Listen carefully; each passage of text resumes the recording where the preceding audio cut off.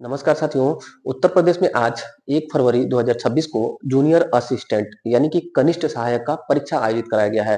तो उसी परीक्षा का पेपर हमारे सामने है। इस पेपर को पूरा हम लोग सॉल्व कीजिएगा। इसमें हम साथियों हिंदी, जीएस और करंट अफेयर को सॉल्व करेंगे। जल्दी-जल्दी देखिएगा।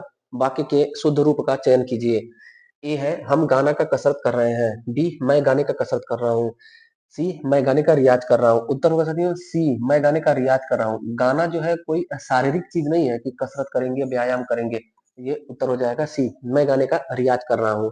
दूसरा है निम्न में से तत्सम शब्द कौन सा है? तो कुआं साथियों तद्भव है। कुआं तद्भव है, इसका होगा कूप। आम भी तद्भव है, इसका हो जाएगा तत्सम आम्र। कान भी तद्भव है, इसका हो जाएगा कर्ण। जीभ भी तद्भव है, इसका हो जाएगा जिह्वा। तो हमारा उत्तर हो जाएगा उपर्युक्त में से कोई नहीं। तत्सम शब्द इस विकल्प में कोई नहीं है, सब तद्भव है। तीसरा प्रश्न देखते हैं। जो लड़के अच्छे होते हैं वे परिश्रमी होते हैं। ये साथियों मिश्रित वाक्य का उदाहरण है। चौथा प्रश्न है अंधों में काना राजा इस लोकोक्ति का अर्थ है। उत्तर इसका होगा साथियों सी मूर्खों में कुछ पढ़ा लिखा व्यक्ति। मूर्खों में कुछ पढ़ा लिखा व्यक्ति अंधों में काना जो लोकोक्ति होता है, कहावत होता है, उसका अर्थ है। पांचवा प्रश्न देखिएगा। संभव है रमेश कल आए, यह वाक्य किस काल का उदाहरण है? तो संभव है संभावना बताया जा रहा है और भविष्य की आय मतलब भविष्य की संभावना। तो उत्तर हो जाएगा संभाव्य भविष्य काल। पांचवा का उत्तर ए हो जाएगा। आगे देखते हैं छठा प्रश्न हमारा। छठा प्रश्न क्या पूछा गया था? रचना की दृष्टि से वाक्य के कितने प्रकार हैं? तो रचना की दृष्टि से साथियों वाक्य के 3 प्रकार हैं, विकल्प में नहीं दिया गया है। कौन कौन? तो यहाँ पर एक क्वेश्चन पूछा गया था साथियों। तीसरा प्रश्न जो लड़के अच्छे होते हैं वे परिश्रमी होते हैं। तो मिश्रित वाक्य जो है वही है। रचना के दृष्टि से 3 प्रकार। रचना के दृष्टि से 3 प्रकार कौन सा होता है? एक साधारण साधारण वाक्य होता है, एक मिश्रित वाक्य होता है और एक होता है साथियों संयुक्त वाक्य। ये तीनों जो है रचना की दृष्टि से वाक्य के प्रकार है। यहाँ पर पांचवा ऑप्शन जो बना करके उपयुक्त में से कोई नहीं किया गया, ये बच्चों के साथ ट्रैप है एक साथियों। इसको देख करके आराम से करना है विकल्प को। बहुत सारे प्रश्न जो है ऐसे पूछे गए हैं जिसमें उपर्युक्त में से कोई नहीं उत्तर सही है। सातवां प्रश्न पूछा गया है स्तब्ध होना इस अर्थ को व्यक्त करने वाला मुहावरा है। उत्तर होगा बी हाथ के तोते उड़ना। हाथ के तोते उड़ने का अर्थ होता है स्तब्ध होना। ये मुहावरा से क्वेश्चन है। यहाँ पर दो था साथियों। यहाँ पर एक लोकोक्ति या कहावत से प्रश्न था और ये प्रश्न मुहावरा से। लोकोक्ति और कहावत अलग होता है और मुहावरा अलग होता है साथियों। आगे देखिएगा आठवां प्रश्न। इनमें से गुणवाचक विशेषण शब्द कौन सा है? गुणवाचक विशेषण जहां पर गुण विशेषता बताई जाए उस वाक्य को, उस शब्द को गुणवाचक विशेषण कहते हैं। तो हो जाएगा यहाँ पर पुराना। पुराना, नया, लंबा, छोटा, मोटा, अच्छा, बुरा, ये सब जो है गुणवाचक विशेषण है। नौवां प्रश्न। विलोम शब्द के लिए सही विकल्प का चयन करिए। इसमें उत्तर हो जाएगा बी आगामी का विगत। अंत का देखिएगा, अंत का शुरू विलोम होता है। अस्त का उदय होता है। मर्त्य अमर का विलोम मर्त्य होता है। और अति मतलब बहुत ज्यादा, तो अति का अल्प होता है। अज्ञ का विज्ञ होता है साथियों, अज्ञ का विज्ञ। और अथ का इति होता है, इति का अथ विलोम होता है। 10वां। राह खर्च किस समास का उदाहरण है? उत्तर हो जाएगा हमारा तत्पुरुष समास। राह खर्च का मतलब हुआ रास्ते के लिए खर्च, तो के लिए आ रहा है। के लिए जो है ये संप्रदान कारक चिन्ह है साथियों। तो तत्पुरुष समास है, तत्पुरुष में भी संप्रदान कारक तत्पुरुष है, संप्रदान तत्पुरुष है। उत्तर 10 का सी। 11 के लिए अगले पेज पर आते हैं। अगला पेज है कौन आता है रेखांकित पद किस सर्वनाम का उदाहरण है?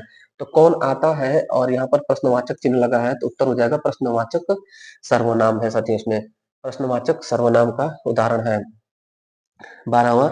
सहयोगी का विलोम क्या है? सहयोगी का विलोम, सहयोगी का विलोम विकल्प में क्या क्या दिया गया है? सहयोगी का विकल्प, सहयोगी का साथियों विलोम होता है अगर देखा जाए तो प्रतियोगी। लेकिन हमको क्या रहता है कि बहुविकल्पी परीक्षा में रहा है तो हमको ऑप्शन देखना रहता है। अयोगी नहीं होगा, वियोगी नहीं होगा, सुयोगी और नहीं होगा, ये होगा साथियों उपर्युक्त में से कोई नहीं। यहाँ अगर विकल्प में देखेंगे आप, अयोगी, वियोगी मतलब जो वियोग में है वो। तो सहयोगी का वियोगी भी नहीं होगा, अयोगी भी नहीं होगा, सुयोगी भी नहीं होगा। सहयोगी का प्रतियोगी होता है, नियोगी भी नहीं होगा। विकल्प में नहीं दिया गया है जो सही उत्तर है, तो उत्तर हो जाएगा 12 का ई। 13वां प्रश्न है विज्ञापन की बैसाखी इस वाक्यांश का भाव क्या है? तो इस वाक्यांश का भाव है विज्ञापन का एक तरीका।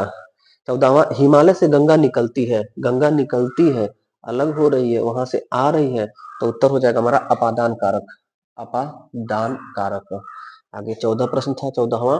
अब 15वां प्रश्न देखते हैं। 15वां प्रश्न संन्यास शब्द कौन सा उपसर्ग प्रयुक्त हुआ है? तो संन्यास में साथियों सम, सम, धन, न्यास होता है।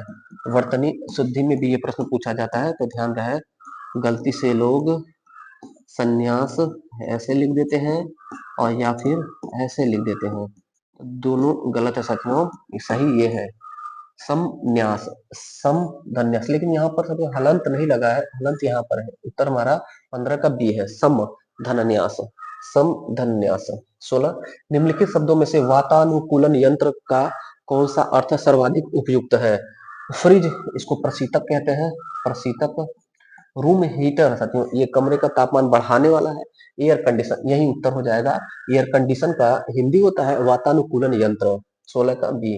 17 देखिएगा निम्नलिखित में से अशुद्ध शब्द का चयन करना है।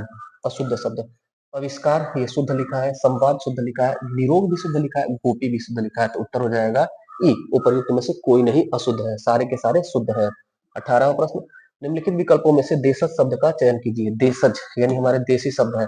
इस विकल्प में डिबिया दिया गया था, डिबिया बहुत बार पूछा गया, रिपीटेड क्वेश्चन है। देशज शब्द है डिबिया। आगे, जानने की इच्छा, जानने की इच्छा को जिज्ञासा कहा जाता है और जीतने की इच्छा को जिज्ञासा कहा जाता है। आगे देखते हैं 20वां प्रश्न। 20वां प्रश्न है, इनमें से कौन सा शब्द जीवन का अर्थ नहीं है? पूछा गया है। शिक्षक मतलब जीवन नहीं होता है। जल जीवन, जीवित जीवन, जीवक भी जीवन, प्राण भी जीवन होता है। जल यानी पानी, जीवित, प्राण, ये सब जीवन का अनेकार्थी शब्द है और शिक्षक जो है वो जीवन का अनेकार्थी शब्द नहीं है। 21वां, तुलना बोधक निपात का चयन करिए जिसे तुलना हो। तो सा, सदृश, समास, ये सब साथियों ये सा, सदृश, समास ये तुलना बोधक शब्द है और तुलना बोधक निपात शब्द है। 22वां, विज्ञापन शब्द में मूल शब्द क्या है? विज्ञापन में मूल शब्द है ज्ञापन और इसमें वी उपसर्ग लगा हुआ है, वी धन ज्ञापन, तो मूल जो होगा वो ज्ञापन होगा। 22 का उत्तर हो जाएगा बी। आगे 23, शब्द के शुद्ध रूप का चयन कीजिए। कौन सा शुद्ध है? यहाँ पर प्रसाद ये शुद्ध है, ये सब अशुद्ध है। अगर यहाँ पर साथियों दंत स्व लिखा रहता प्रासाद तो ये भी शुद्ध हो जाता। ये राजा के महल को प्रासाद कहा जाता है और ये प्रसाद है, ये भी शुद्ध है। तो यहाँ हमारे विकल्प में यहाँ पर जो परीक्षा पूछा गया है वो उत्तर हमारा हो जाएगा सी उत्तर हो जाएगा। 24वां, वह हथियार जो फेंक कर चलाया जाता है। बहुत आसान प्रश्न, हथियार जो फेंक करके चलाया जाता है उसको अस्त्र कहा जाता है। 25 नंबर प्रश्न, महेंद्र किस संधि का उदाहरण है? तो महेंद्र का संधि विच्छेद अगर करें तो महाधन इंद्र, तो यहाँ पर आ और ई मिल करके ए हो रहा है साथियों, तो उत्तर हो जाएगा हमारा गुण स्वर संधि का यह उदाहरण है। महेंद्र गुण स्वर संधि का उदाहरण है। आगे क्वेश्चन नंबर 26, क्वेश्चन नंबर 26 को देखें, विस्मयादि बोधक अव्यय कौन सा है? आश्चर्य, विस्मय वाला, तो यहाँ पर आप देखेंगे तो वाह ये विस्मयादि बोधक अव्यय है। शिवालय का संधि विच्छेद है शिव धन आलय, और ये संधि कौन सी है? दीर्घ स्वर संधि है। शिव धन आलय, और इसमें संधि अगर पूछा जाता शिव धन आलय में, शिवालय में दीर्घ स्वर संधि। अग्नि का पर्यायवाची शब्द है, अग्नि का पर्यायवाची होता है साथियों, अग्नि का पर्यायवाची विकल्प में वायु सुखा। अग्नि दहक, पावन, हुतासन, वायु सुखा। यहाँ वसन लिखा है, ये वस्त्र का है साथियों, वस्त्र का, वायु सुखा उत्तर हो जाएगा। 29, हिंदी में स्वर वर्णों की संख्या कितनी है? तो हिंदी में सामान्यतः स्वर वर्णों की संख्या 11 होती है। निम्ब का तद्भव है, निम्ब का तद्भव क्या होगा? निम्ब, देखिएगा थोड़ा सा कठिन है। जब अगर आप डेली वर्ड पावर नहीं पढ़ रहे साथियों थोड़ा बहुत, तो थोड़ा सा कठिन हो सकता है आपके लिए। निम्ब जो है वो नीम का हो जाएगा उत्तर, और नींबू का निम्बक होता है, नींबू का निम्बक और नीम का निम्ब होता है। आगे साथियों रीजनिंग मैथ का क्वेश्चन है, तो इसको हम स्किप कर देते हैं। स्किप करके करंट अफेयर, हिंदी और जीएस को हम लोग सिर्फ सॉल्व किया जाएगा। यहाँ देखते हैं कौन सा क्वेश्चन पूछा गया है। यहाँ पूछा गया है सबसे उपयुक्त विकल्प चुने। रीजनिंग में है, जीएस टाइप का क्वेश्चन है, जीके टाइप का। तो सेब जिस प्रकार से फल है, तो पीला क्या है? तो रंग है। आगे रीजनिंग का क्वेश्चन है, कंप्यूटर का जनक किसे कहते हैं? तो चार्ल्स बेबेज को कंप्यूटर का जनक कहते हैं, कंप्यूटर का जनक चार्ल्स बेबेज को कहा जाता है। अगला क्वेश्चन इधर है 46 के बाद 47, निम्नलिखित नामों में से भारत के मुख्य चुनाव आयुक्त सीईसी 2025 में बने हैं, तो उत्तर हो जाएगा ज्ञानेश कुमार। वर्तमान में भी है और 2025 में बने थे ज्ञानेश कुमार। यहाँ सुकुमार सेन दिया गया था, ये हमारे भारत के प्रथम सीईसी, देश के प्रथम थे। आगे अगला प्रश्न है, गंगा नदी कहाँ से निकलती है? तो उत्तराखंड में गंगोत्री ग्लेशियर से निकलती है, गंगोत्री हिमनद से निकलती है। 2525 किलोमीटर इसकी कुल लंबाई है। अगला प्रश्न देखिएगा, अगला प्रश्न, अगला 49वां प्रश्न हो जाएगा। इतना जल्दी 49? यहाँ पे था साथियों, यहाँ पर 48, ठीक है। अच्छा, रीजनिंग और मैथ हम लोगों ने स्किप किया है, इसलिए जल्दी आ गया। 48 का 49, 49 1969 में शुरू हुए किस कंप्यूटर नेटवर्क को आज के इंटरनेट के पहले संस्करण के रूप में माना जाता है? तो साथियों, अमेरिकी सेना ने अपने लिए ARPANET नाम से एक इंटरनेट का शुरुआती चरण शुरू किया था, उसी का बृहद रूप है इंटरनेट जो हम दुनिया भर में यूज करते हैं। तो इंटरनेट का जो आविष्कार हुआ था उसका पहला तरह ARPANET 1969 अमेरिकी सेना ने किया था। बाद में आज internet 4G 5G 6G 7G के रूप में हमको मिल रहा है साथियों। तो ये उत्तर हो जाएगा D, ARPANET, ARPANET 1969। Repeated question है, पेपर अगर आप पूछेंगे साथियों तो 70% 75% आसान क्वेश्चन थे और 20 से 25% क्वेश्चन थोड़ा सा कठिन था। भारत का कौन सा बैंक मुद्रा जारी करता है? आसान प्रश्न, भारतीय रिजर्व बैंक का कार्य है मुद्रा जारी करना। अगला अगला क्वेश्चन 51, क्वेश्चन 51, 51 देखिए, निम्नलिखित में से किसका व्यापक रूप से घरेलू ईंधन के रूप में प्रयोग किया जाता है? तो एलपीजी का प्रयोग किया जाता है। वैसे आप भोजन किसी से बना लीजिए, लकड़ी से, पेट्रोल आग लगा करके, डीजल से, लेकिन यहाँ व्यापक रूप से पूछा गया है तो एलपीजी, लिक्विफाइड पेट्रोलियम गैस, जिसमें ब्यूटेन मुख्य रूप से रहता है और एथिल मर्केप्टन को डाला जाता है, रिसाव हो तो महक जाए इसलिए। 52वां क्वेश्चन देखिएगा, भारत की अर्थव्यवस्था का कौन सा क्षेत्र अधिकांश लोगों को रोजगार देता है?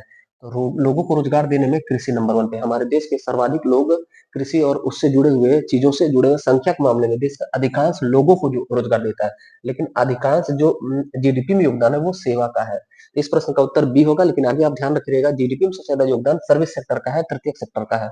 अगला 53, भारत ने 2025 में किस देश से राफेल एम लड़ाकू विमान खरीदा है? तो चर्चित है साथियों राफेल विमान, अक्सर जो है राहुल गांधी पर आरोप लगता है राफेल, और कांग्रेस पर आरोप लगता है राफेल घोटाला, तो बहुत चर्चा में रहता है ये, कई बार एग्जाम में पूछा गया है। तो डसाल्ट एविएशन एक कंपनी है, फ्रांस की कंपनी है, इसी से राफेल विमान खरीदता है हमारा भारत। तो भारत ने 2025 में किस देश से राफेल एम लड़ाकू विमान खरीदा है? तो फ्रांस।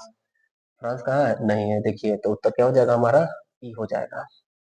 अगला क्वेश्चन देखते हैं, अगला क्वेश्चन है, शरीर का कौन सा अंग पूरे शरीर में रक्त पंप करता है? तो पंप करना, शरीर में पंप सेट क्या है? तो पंप सेट है हार्ट, जो पंप करके लंग और पूरी बॉडी तक रक्त की आपूर्ति करता है साथियों, पंप सेट है। पंप सेट का आविष्कार शरीर के हार्ट से ही हुआ है साथियों।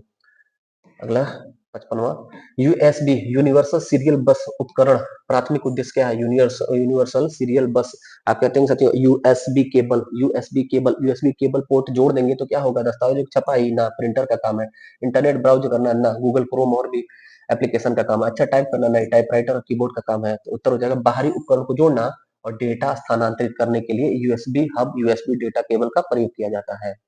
55 का डी उत्तर हो जाएगा।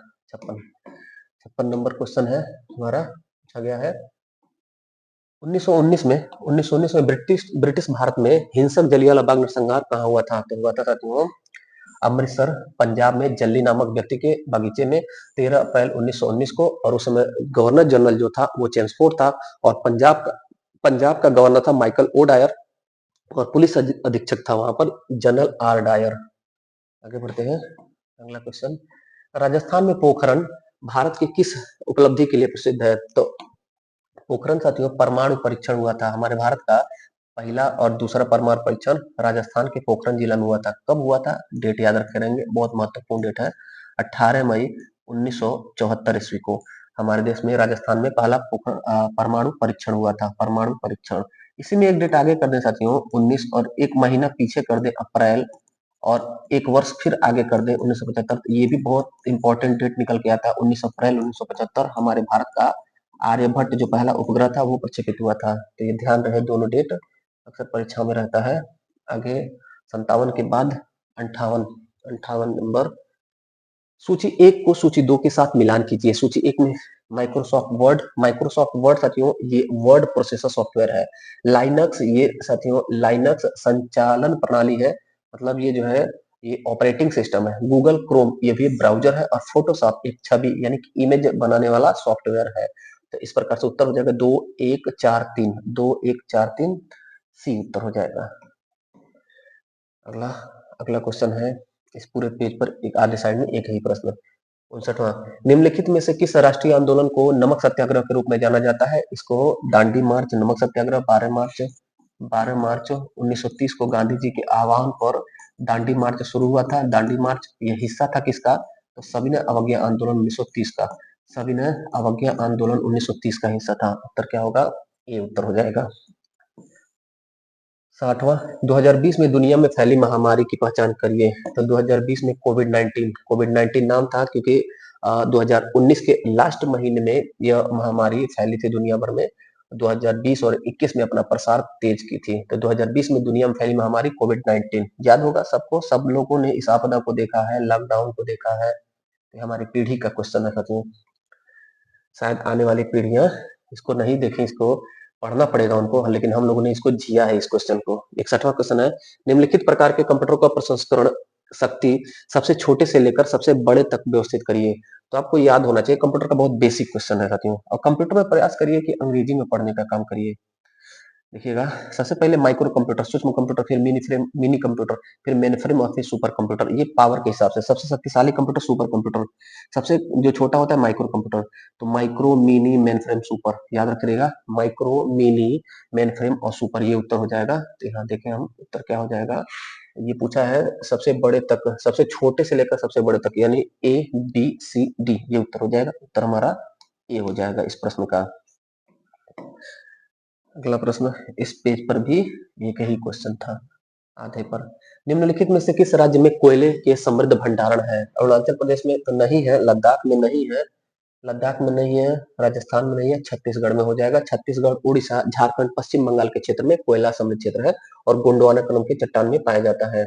अगला, निम्नलिखित में से कौन सा संगठन भारत के अंतरिक्ष कार्यक्रमों को चलाता है? तो उत्तर हो जाएगा इसरो। अंतरिक्ष कार्यक्रम चलाने वाला इसरो है साथियों। विकल्प में दिया गया है डी में इसरो। 1969 में इसका गठन हुआ था। विक्रम साराभाई को अंतरिक्ष कार्यक्रम का जनक कहते हैं। क्वेश्चन हो गया। अगला अगला क्वेश्चन है, ब्रिटिश भारत में स्वदेशी आंदोलन 1905 से 8 के दौरान मातृभूमि को समर्पित कौन सा गीत लोकप्रिय हुआ था? तो उत्तर हो जाएगा वंदे मातरम। स्वदेशी आंदोलन के दौरान वंदे मातरम गीत सबसे ज्यादा कहता था। और क्यों पूछा गया आप जान नहीं सकते हो। इस वंदे मातरम की रचना का 150 वर्ष भी पूरा हो गया और अभी 2026 गणतंत्र दिवस, 77वां गणतंत्र दिवस परेड में जो थीम था वो भी वंदे मातरम का 150 वर्ष था। तो निश्चित तौर पर आगे भविष्य में भी किसी भी एग्जाम में ये जरूर पूछा जाएगा, इससे रिलेटेड एक क्वेश्चन। तो तैयार रहेंगे हम लोग। 65, किस राष्ट्रवादी नेता ने स्वतंत्रता संग्राम के दौरान भारत छोड़ो आंदोलन शुरू किया? तो गांधी जी के आह्वान पर, महात्मा गांधी के आह्वान पर भारत छोड़ो आंदोलन चला था। और गांधी जी का यही एक आंदोलन था जो हिंसक आंदोलन था। नहीं तो गांधी जी शुरू से अहिंसक रूप से आंदोलन कर रहे थे, चाहे चंपारण सत्याग्रह, चाहे चाहे वो खेड़ा सत्याग्रह, चाहे अहमदाबाद मिल मजदूर आंदोलन, चाहे सविनय अवज्ञा आंदोलन, सहयोग आंदोलन। भारत छोड़ो आंदोलन गांधी जी के आह्वान पर शुरू हुआ था। गांधी जी ने कहा था शुरू हुआ था और इसी में गांधी जी ने नारा दिया था भारत छोड़ो आंदोलन में, डू आर डाई, यानी कि करो या मरो। अंग्रेजों ने इसके बाद ऑपरेशन जीरो आवर लगा दिया था।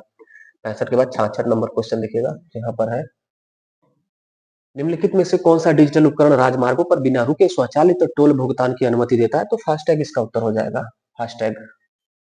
अगला प्रश्न, 1527 में खानवा के युद्ध में बाबर ने मेवाड़ के किस राजा को हराया था? तो राणा सांगा को हराया था। कहा गया ऑप्शन डी, मेवाड़ के राजा राणा सांगा वर्सेज बाबर के बीच हुआ था।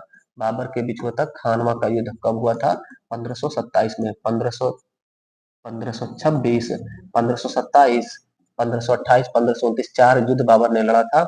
इब्राहिम लोदी को हराया था 26 में, 27 में राणा सांगा को और 28 में मेदनी राय को और 1529 में अफगानों को हराया था। 67 के बाद 68, क्वेश्चन नंबर 68 देखिएगा, इंटरनेट निम्नलिखित का एक नेटवर्क है। किसका नेटवर्क है? इंटरनेट साथियों विश्व स्तर पर दुनिया में जितने कंप्यूटर है सबको जोड़ना, बस यही है इंटरनेट। प्रिंटर नहीं है, मोबाइल फोन नहीं है, कंप्यूटर्स प्रिंटर नहीं है। डी उत्तर हो जाएगा, विश्व स्तर पर जुड़े कंप्यूटर्स। 69 69 नंबर, मानचित्र और पोस्टर जैसे बड़े चित्रों को छापने के लिए किस हार्डवेयर उपकरण का प्रयोग किया जाता है? तो प्रिंटर का प्रयोग भी किया जाता है। प्रिंटर के ऑप्शन में है, नहीं है, लेकिन उपयुक्त में से कोई नहीं है तो इसको कर देंगे नहीं। तो थोड़ा ऑप्शन को ध्यान देंगे। मॉनिटर डिस्प्ले के लिए होता है, गलत है। पॉइंटर पॉइंट करने के लिए होता है, गलत होता है। प्रोजेक्टर प्रक्षेपण के लिए होता है चित्रों का, गलत है। प्लॉटर भी साथियों प्रिंटर का ही एक प्रकार है, बड़े लेवल का प्रिंट करने के लिए, पोस्टर और मानचित्र का प्रिंट करने के लिए प्लॉटर का प्रयोग किया जाता है। इस हार्डवेयर एक उपकरण है, बड़ा प्रिंटर समझ लीजिए इसको। तो 69 का डी उत्तर हो जाएगा। 70, निम्नलिखित में से कौन सा उपकरण आपको इंटरनेट पर वेबसाइट खोलने और देखने की अनुमति देता है? तो हम लोग साथियों मान लीजिए हमको कुछ खोजना है, अगर कुछ खोजना है यहाँ पर आए और यहाँ पर हम ये क्लिक करें, इस पर लिखा हुआ है वेब ब्राउजर। तो ये क्या है? एक वेब ब्राउजर। हमको कुछ भी यहाँ से खोजना है तो वेब ब्राउजर का हम मदद लेते हैं, तो यही है वेब ब्राउजर। उत्तर क्या हो जाएगा? ए, 70 का ए। निम्नलिखित में से कौन सा उपकरण आपको इंटरनेट पर वेबसाइट खोलने और देखने की अनुमति देता है? तो उत्तर हो जाएगा ए, वेब ब्राउजर। जैसे गूगल क्रोम क्या है? का वेब ब्राउजर है। 70 नंबर था। 71 क्वेश्चन देखेंगे। 71 नंबर क्वेश्चन, सूची 1 के साथ सूची 2 को मिलान करिए। देखिएगा एमएस ऑफिस से क्वेश्चन है। एमएस वर्ड साथियों एक एक वर्ड प्रोसेसिंग सॉफ्टवेयर है जिसमें हम लेटर एप्लीकेशन को टाइप करते लिखते हैं। विंडोज एक ऑपरेटिंग सिस्टम है साथियों। एमएस एक्सेल एक स्प्रेडशीट सॉफ्टवेयर है जिसमें पहले से ही प्री डिफाइंड कुछ फॉर्मेट होते हैं। दी एमएस पावर पॉइंट ये प्रेजेंटेशन के लिए सॉफ्टवेयर होता है, ये भी एमएस ऑफिस का ही एप्लीकेशन है साथियों। तो इस प्रकार उत्तर क्या होगा? 4 1 2 3, 4 1 2 3 यानी उत्तर ए। आगे बढ़ते हैं। 71 के बाद 72, 72 एक ही क्वेश्चन इस पेज पर दिया गया था। 72, निम्नलिखित में से कौन सा संरचित डेटा का एक उदाहरण है? यानी कि डेटा स्टोरेज का एक एग्जांपल है ना साथियों, स्ट्रक्चर डेटा का एग्जांपल है। स्ट्रक्चर डेटा, स्टोरेज डेटा नहीं। संरक्षित नहीं लिखा है, संरचित लिखा है। और अंग्रेजी जरूर कंप्यूटर में एक बार झांक लेंगे, देख लेंगे। स्ट्रक्चर्ड किया है, स्टोरेज नहीं कहा है। तो स्ट्रक्चर मतलब होता है कि प्री डिफाइंड फॉर्मेट पहले से मिलना, पहले ही से निर्धारित हमको कुछ फॉर्मेट मिलना, कुछ टेम्पलेट मिलना साथियों। तो क्या होगा? वीडियो नहीं, ईमेल नहीं, इमेज नहीं, एक्सेल हो जाएगा। एक्सेल जो है ये स्ट्रक्चर्ड डेटा का एग्जांपल। आपको एमएस ऑफिस के इस एक्सेल में पहले से प्री डिफाइंड कुछ फॉर्मेट मिलते हैं, आपको सेल मिलता है, उसमें आप डेटा एंट्री करके अपना जो पहले से डिजाइन बना है उस पर कार्य कर सकते हैं। तो सी उत्तर हो जाएगा 72 का। 73 देखिएगा, ये भी कंप्यूटर क्वेश्चन है। सूची 1 के साथ सूची 2 को मिलान कीजिए। IoT, internet of thing, big data, deep learning, artificial intelligence. शानदार क्वेश्चन है साथियों। देखिएगा इंटरनेट ऑफ थिंग क्या होता है? इंटरनेट ऑफ थिंग होता है ऑनलाइन जुड़े और संचार करने वाले उपकरण।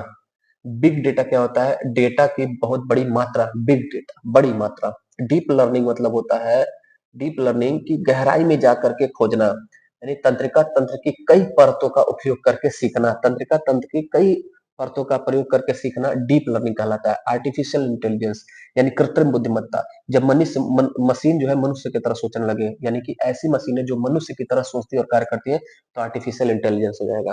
देखिए उत्तर ये हो जाएगा 3 1 3 1 4 2, 3 1 4 2, 3 1 2 हो गया, 3 1 4 2 उत्तर हो जाएगा बी, 3 1 4 2। आगे बढ़ते हैं। 74, इस पर एक ही क्वेश्चन दिया गया था। 74, निम्नलिखित में से कौन सा एक सही ईमेल पता है? तो देखिएगा ईमेल आईडी में क्या होता है, दो बात ध्यान देना है। कभी भी जीमेल को ईमेल मत समझिएगा, खाली जीमेल जो है ये ईमेल आईडी नहीं होता है। जैसे मान लेते हैं कोई है उसका abc@gmail.com है, abc@gmail.com उसका ईमेल आईडी है। तो जीमेल की जगह पे रेडिफ मेल भी हो सकता है, याहू मेल भी हो सकता है, कोई भी मेल डॉट कॉम हो सकता है। तो अनिवार्य क्या है कि ईमेल एड्रेस में एक तो ये रहना चाहिए, @ रहना चाहिए, और फिर साथ में .com रहना चाहिए। तो अब देखिएगा .com और किस में है? तो यहाँ पे डॉट नहीं लगा है तो ये नहीं होगा। यहाँ पर @gmail, तो जीमेल खाली एक तो ईमेल नहीं है साथियों, जीमेल गूगल का अपना एक ईमेल है। बाकी रेडिफ मेल, याहू मेल और हमारे भारत सरकार का भी स्वदेशी मेल एक आ गया है, जोहो मेल है। यहाँ पर अगर हम देख रहे हैं साथियों तो यहाँ पर .com लगा है, लेकिन यहाँ पर हैश लगा है, नहीं लगा। तो हमारे हिसाब से उत्तर ई होना चाहिए। बाकी इस क्वेश्चन के लिए आप कमेंट करिए आपको क्या लग रहा है, क्योंकि ईमेल का फॉर्मेट ही यही है, @ रहेगा और जीमेल या रेडिफ मेल और .com लगाना अनिवार्य रहता है। आगे प्रयोग तो कोई नहीं 74 का। 75, निम्नलिखित में से कौन सा आर्टिफिशियल इंटेलिजेंस का उदाहरण है? एआई का उदाहरण क्या है? तो आप अपने चैनल पर साथियों जो भी थंबनेल देख रहे हैं वो सर जी आपके, गुरु जी आपके एआई का इस्तेमाल करके ही बहुत कम समय में बना करके अपलोड करें तो पहले शुरू में बहुत ज्यादा टाइम लगता था। तो किसका उपयोग हम करते हैं? चैट जीपीटी का प्रयोग करके। आर्टिफिशियल इंटेलिजेंस का एक एग्जाम्पल है चैट जीपीटी, इसका प्रयोग करके थंबनेल वगैरह बनाते हैं। तो आर्टिफिशियल इंटेलिजेंस का उदाहरण है गूगल क्रोम, नहीं है ये वेब ब्राउजर है। माइक्रोसॉफ्ट वर्ड, ये वर्ड प्रोसेसिंग सॉफ्टवेयर है। एमएस ऑफिस का वीएलसी मीडिया प्लेयर, ये वीडियो जो होता है उसको चलाने का प्लेटफॉर्म है। और चैट जीपीटी है एआई से जुड़ा एप्लीकेशन है। चैट जीपीटी किसका है साथियों? चैट जीपीटी ओपन एआई का है। ओपन एआई के संस्थापक कौन है? Sam Altman. Sam Altman. जिस हिसाब से कंप्यूटर को उम्मीद किया गया था सारे क्वेश्चन कठिन रहेंगे, उस तरह से कठिन नहीं साथियों। 70 से 75% क्वेश्चन आसान थे। आगे देखते हैं अगला।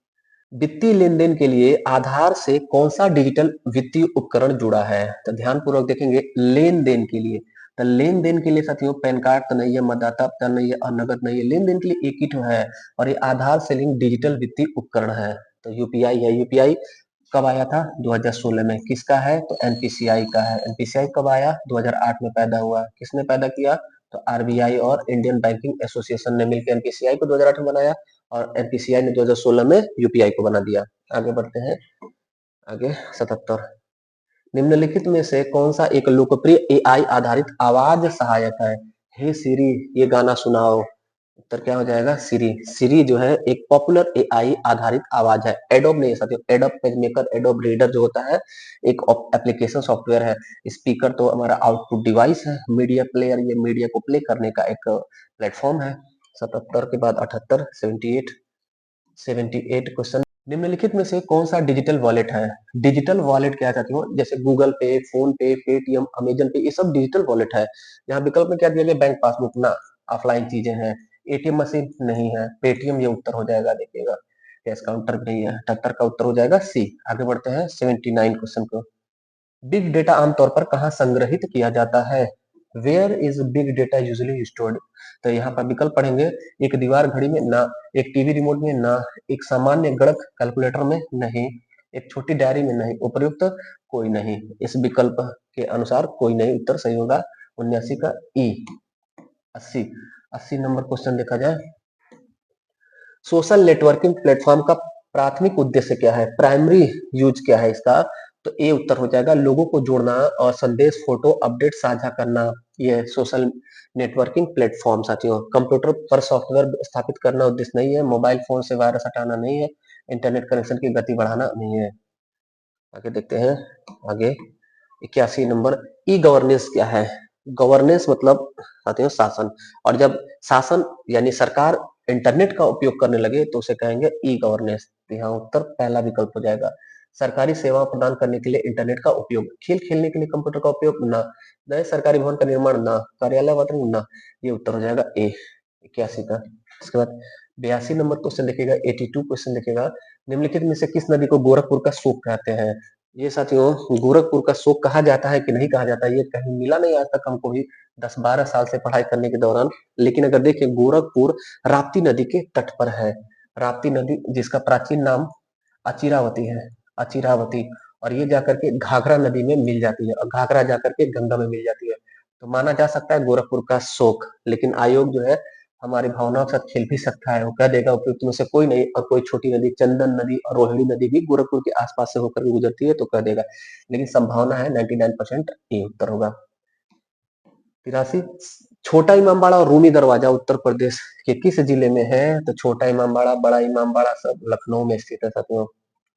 किस युद्ध में बाबर ने बंगाल और बिहार की संयुक्त सेनाओं को हराया था? उत्तर हो जाएगा सी, घाघरा का युद्ध 1529 में। देखिएगा बाबर के युद्धों से दो प्रश्न, तो थोड़ा सा डिटेल देख लीजिए। 1526, 1527, 1528 और 1529, ये चार क्रमशः 4 वर्षों में बाबर ने युद्ध लड़ा था और चारों युद्ध जीता था बाबर। कौन सा युद्ध? तो पहला पानीपत का युद्ध, पहला पानीपत का युद्ध, दूसरा खानवा का युद्ध और तीसरा चंदेरी का युद्ध और चौथा ये हुआ था घाघरा का युद्ध। तो यही घाघरा के युद्ध में घाघरा के युद्ध में बंगाल और बिहार की संयुक्त सेना को हराया था। इसमें अफगान भी थे याद रखिएगा। चंदेरी के युद्ध में बाबर ने मेदनी राय को हराया था। मेदनी राय को। खानवा के युद्ध में राणा सांगो को हराया था, जो प्रश्न अभी इसमें पूछा गया था इस पेपर में। और पानीपत के युद्ध में इब्राहिम लोदी को हराया था। दिल्ली सल्तनत का राजा इब्राहिम लोदी को बाबर ने पानीपत के पहले युद्ध में 21 अप्रैल 1526 को हराया था। अगला 84 के बाद 85, 85। भारत के मानक समय आईएसटी के संबंध में निम्नलिखित कथनों पर विचार करें। आईएसटी की 82.5 पूर्वी देशांतर के आधार पर गणना की जाती है। 82.5 पूर्वी देशांतर के आधार पर गणना की जाती है, सही है। 82.5 पूर्वी देशांतर उत्तर प्रदेश के मिर्जापुर से होकर गुजरती है, इलाहाबाद के यानी कि प्रयागराज के नैनी से होकर गुजरती है साथियों, लेकिन मिर्जापुर भी सही होगा। 82.5 पूर्वी देशांतर उत्तर प्रदेश के उन्नाव से होकर गुजरती है, ये गलत हो जाएगा। बाकी उत्तर ऑप्शन देखते हैं क्या दिया गया है ऑप्शन में। केवल 2, केवल 1, ये उत्तर हो जाएगा डी, 1 और 2 सत्य है। ये क्वेश्चन सही हो जाएगा।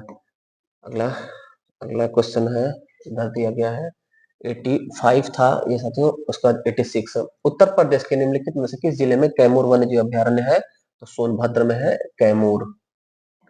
अगला, निम्नलिखित में से कौन से जिले उत्तर प्रदेश के आजमगढ़ डिवीजन में आते हैं? आजमगढ़ में 3 जिला है। आजमगढ़ जिला, आजमगढ़ मंडल में 3 जिला है, आजमगढ़, बलिया और मऊ। आजमगढ़, बलिया और मऊ। आगे 88 नंबर क्वेश्चन देखेंगे। वर्ष 2025-26 के लिए उत्तर प्रदेश का बजट कितना है? आज साथियों हमारे देश का बजट भी पेश हो रहा है 1 फरवरी 2026 को, यूपी का बजट। तो ये बजट का आकार एकदम इंपॉर्टेंट रहता है। जितना भी बजट आए उसको रटना सबसे पहला काम होता है बजट में, कि कितना आकार था बजट का यूपी का और भारत का। तो आज जो भारत का बजट आया साथियों, उसको कल हम लोग उसके बजट से संबंधित जो प्रश्न होते हैं उनको करेंगे। यहाँ देखें 736 विकल्प कहाँ दिया है, ये ए में दिया गया साथियों, ए उत्तर हो जाएगा। 8,08,08,736.06 करोड़ हमारे यूपी का बजट था 2025-26 के अनुसार। अगला क्वेश्चन देखिएगा। निम्नलिखित में से कौन सा पठार उत्तर प्रदेश के दक्षिणी अग्रभाग को बनाता है? उत्तर प्रदेश के दक्षिणी अग्रभाग को बनाता है साथियों बुंदेलखंड और बघेलखंड। उत्तर प्रदेश में एक ही पठार है, यूपी के मैप को आप देखेंगे तो यहाँ पर है साथियों बुंदेलखंड का क्षेत्र, और सोनभद्र के दक्षिण में छत्तीसगढ़ की साइड में यहाँ पर बघेलखंड है। तो पूछा गया उत्तर प्रदेश का दक्षिणी अग्रभाग, तो दक्षिणी अग्रभाग ये यूपी का बुंदेलखंड और बघेलखंड होता है। डी उत्तर हो जाएगा। 90 क्वेश्चन देखिएगा।